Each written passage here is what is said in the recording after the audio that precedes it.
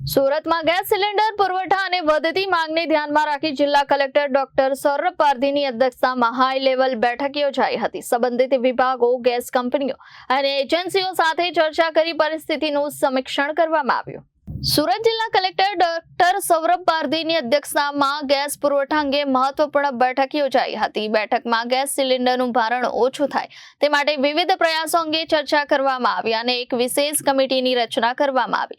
જિલ્લા પ્રશાસન દ્વારા જણાવાયું છે કે ડોમેસ્ટિક ગેસ અને એલપીજી પુરવઠામાં હાલ કોઈ સમસ્યા નથી અને ગેસનો પુરવઠો પૂરતો ઉપલબ્ધ છે। લોકો અનાવશ્યક રીતે વધારાના સિલિન્ડર ખરીદી ન કરે તેવી અપીલ પણ કરવામાં આવી છે।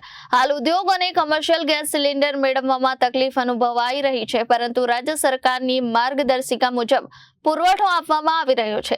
ગેસ લાઇન માટે લગભગ 200 અરજીઓ મળી છે, જેનો 7 દિવસમાં નિકાલ કરવામાં આવશે। પરિસ્થિતિ અંગે ફરિયાદ માટે 1800-2320-222 હેલ્પલાઇન નંબર જાહેર કરવામાં આવ્યો છે। કાળા બજાર અને કૃત્રિમ અછત અંગે પુરવઠા વિભાગ અને પોલીસની સંયુક્ત ટીમ ગોડાઉન પર સતત તપાસ કરી રહી છે। Reporter Arvind Rathod, Janadesh news, Surat.